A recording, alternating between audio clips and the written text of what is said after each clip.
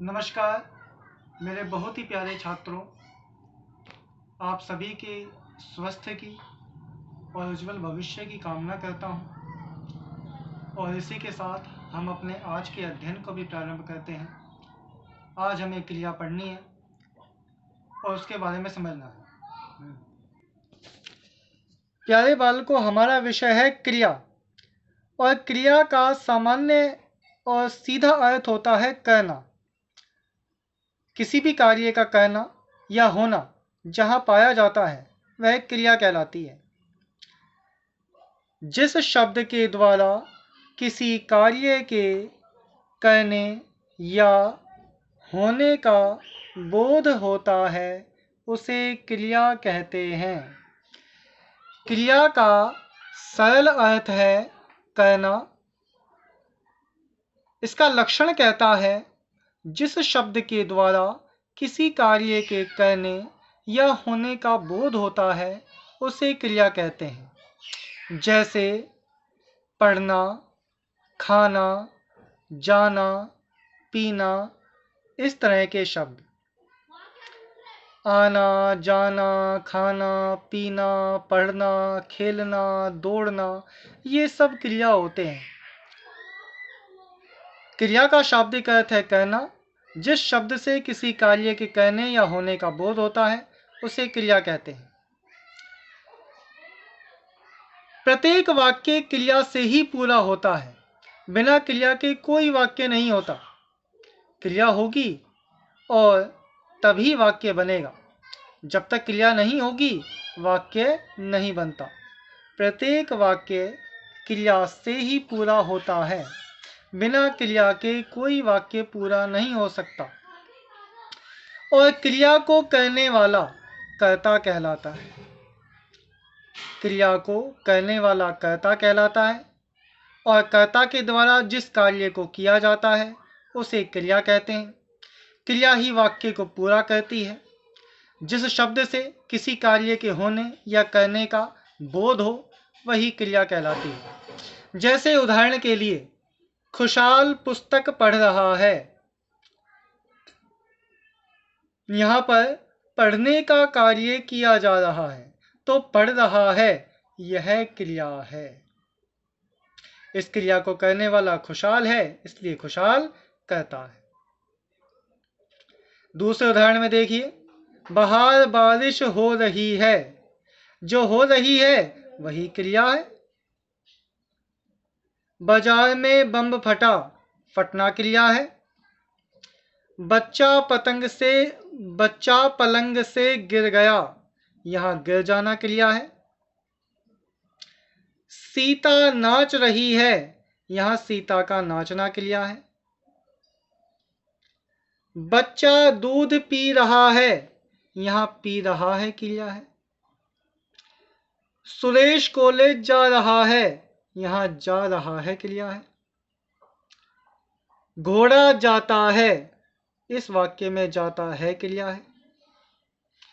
पुस्तक मेज पर पड़ी है, यहाँ पड़ी है क्रिया है। मोहन खाना खाता है, यहाँ खाता है क्रिया है। आपने इन सभी उदाहरणों में यह जाना कि जिस शब्द से कार्य करने का बोध हो वो क्रिया है। यहाँ पढ़ रहा है, इससे खुशहाल के पढ़ने का बोध हो रहा है इसलिए पढ़ रहा है क्रिया है। बारिश हो रही है, यहाँ इस वाक्य में हो रही है यह क्रिया है। इस वाक्य में बम फटा तो फटना क्रिया है। बच्चा पलंग से गिर गया, गिर जाना क्रिया है। यह गिरने का बोध करवा रहा है, वो फटने का बोध करवा रहा है। बारिश हो रही है, इसका बोध हो रहा है। सीता के नाचने का बोध हो रहा है। बच्चे के दूध को पीने का बोध हो रहा है। सुरेश के कॉलेज जाने का बोध हो रहा है। घोड़ा जाता है, घोड़े के जाने का बोध हो रहा है तो जाता है क्रिया है। जिस शब्द से किसी कार्य के होने का या करने का बोध होता है उसे क्रिया कहते हैं। जैसे घोड़ा जाता है, इस वाक्य के अंदर जाता है शब्द से घोड़े के जाने का बोध होता। इसी तरह पुस्तक मेज पर पड़ी है तो रखी होने का बोध हो रहा है, इसलिए पड़ी है क्रिया है। मोहन खाना खाता है, उसके खाने खाने का बोध हो रहा है, इसलिए यह क्रिया है।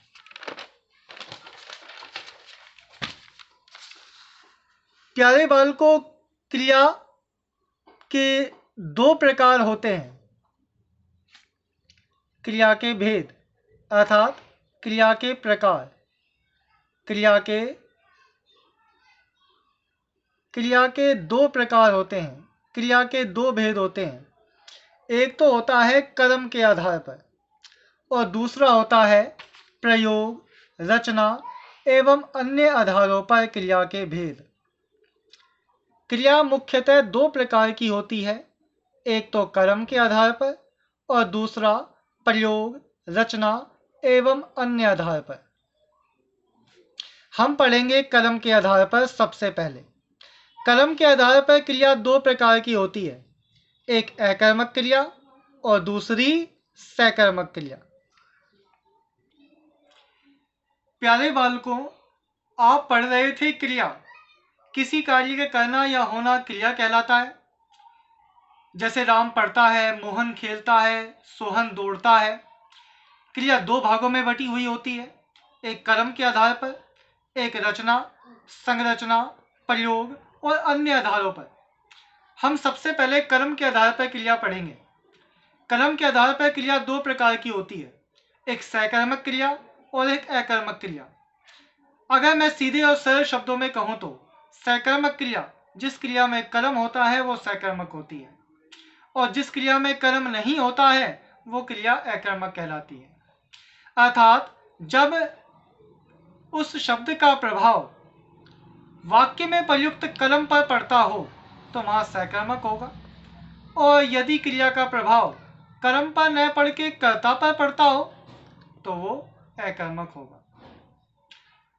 कल हम सकर्मक और अकर्मक क्रिया को पढ़ेंगे, उसके लक्षण, उसके उदाहरण, उसकी परिभाषाओं, उसके भेद और प्रभेद के साथ उसका वर्णन समझेंगे। आज आपको क्रिया को समझना है, उसकी परिभाषा और उदाहरणों को उतारना है, और यदि इसमें कुछ समझ में ना आए तो आप मुझे मेरे फ़ोन पर मैसेज कर सकते हो, फ़ोन कर सकते हो, मैं आपको उसके विषय में समझा दूंगा और कल के वीडियो में आपको आगे का ज्ञान भी दूंगा। धन्यवाद।